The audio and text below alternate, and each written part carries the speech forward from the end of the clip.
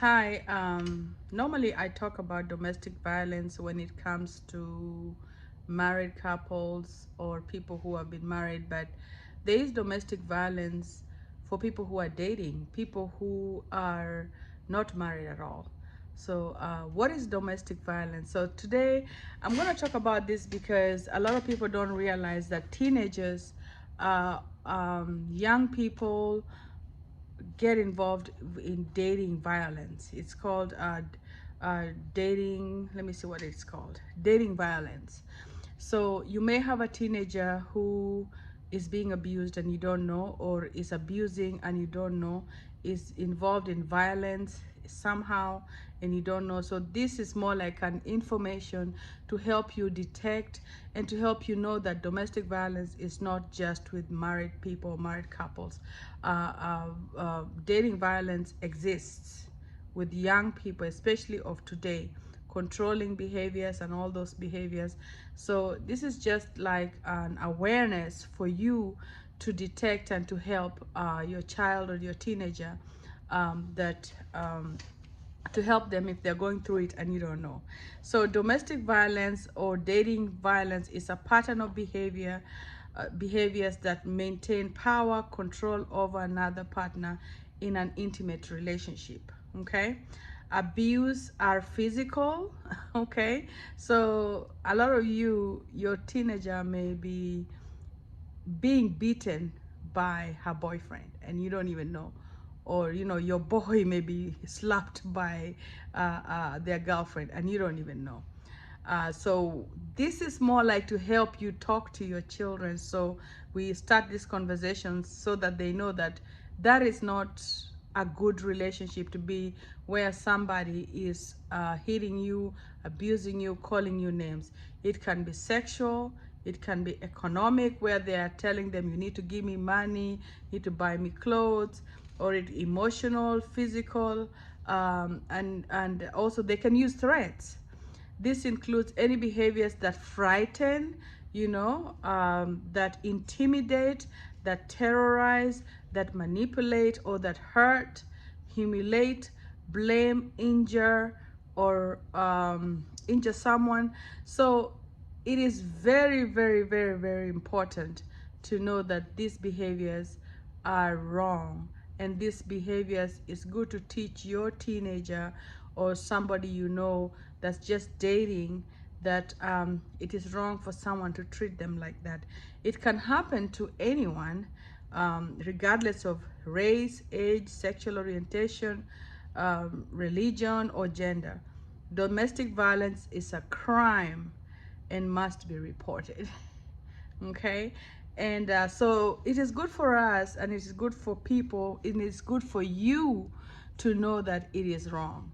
And when you know, and you know the signs, and you teach your children that a good relationship does not involve somebody intimidating them, hurting them, they grow up knowing that. Warning signs of domestic or dating violence in a relationship. Abuse in a relationship doesn't look the same in every relationship. It doesn't look the same. That means it's different. Because all relationships are different, a common fact for most abusive relationship is that the abusive partner uses different tactics to maintain power, control over their partner. So remember that. And according to the National Coalition Against Domestic Violence, red flags are warning signs of an abuser. So if you know the red flags, this will help you a lot. You know the red flags. So they have extreme jealousy. This one is very important for you as a parent to know. A lot of teenagers, they think that when someone is jealous, that that person loves them. That is a big warning sign. If your teenager comes home and tells you that, oh, my boyfriend is so jealous, does not want me to talk with other girls, he'll be so mad, he'll hit me if I do, you have to know that's a red flag. Possessiveness, unpredictability. that means they get so mad, they're so unpredicted, they can just react. So you find that your teenager is scared all the time of the person who they are dating. They have a bad temper, cruelty to animals. They have value abuse. They keep calling them, you're a whore, you're a prostitute, you're this. You know, if your teenager says, sometimes he calls me names and all that, then you know that's a problem right there. And then they're extremely controlling. They don't let them do nothing. They don't let them even do stuff with family. They're like, why is your family always doing this? You know that's a problem. Antiquated beliefs about roles of women and men in relationships. Yes, when they start doing that extremely and forcing it out there, then you know that's a problem. Their forced sex or disregard of their partner's unwillingness to have sex. If your teenager tells you that their boy is pressuring them, that the boyfriend is pressuring them to have sex, or the boy, you know, that's a big problem right there. Sabotage of birth control methods or refusal to honor agreed upon methods.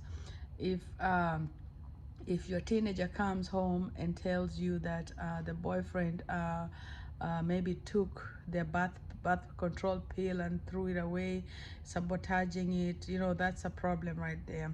Blaming the victim for anything bad that happens, sabotage or obstruction of the victim's ability to work or attend school. If your teenager said, oh, I don't want to work because my boyfriend don't like me working, how can at that age a boyfriend refuse your teenager from working? You know that's a problem right there. Controls all the finances, abuse of other family members, children, or pets. If you hear that from your teenager or even anything in the group that she's hanging with, then you know that's a problem. Accusations of the victim flirting with others or having an affair.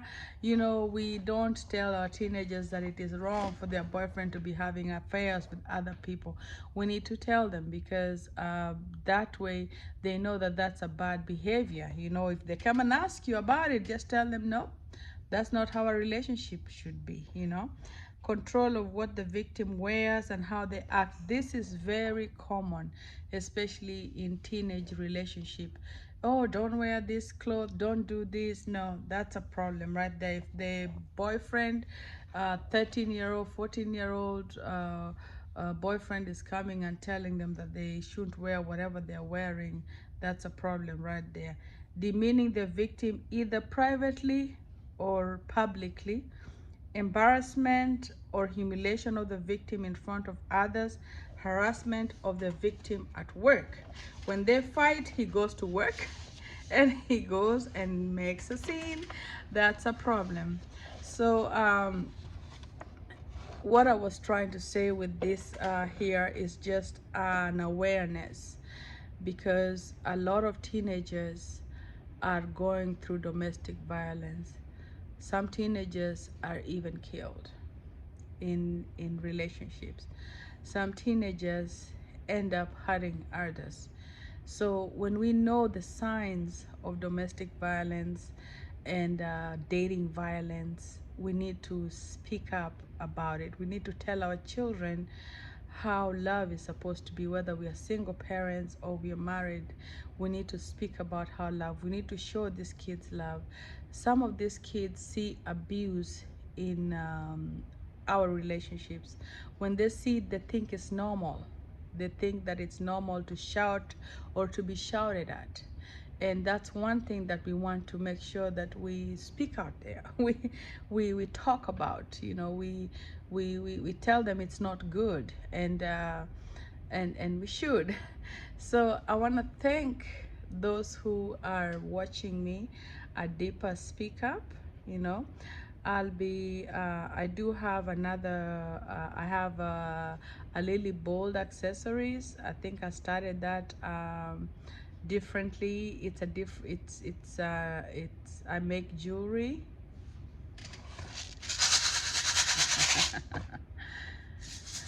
So if you live in the United States and you share my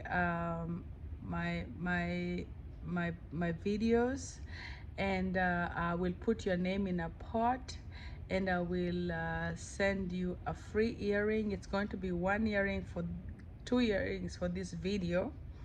I will send you an earring, but I will choose from the pot, from the people who share my video. So like, comment, subscribe. You never know, you might be the winner of that.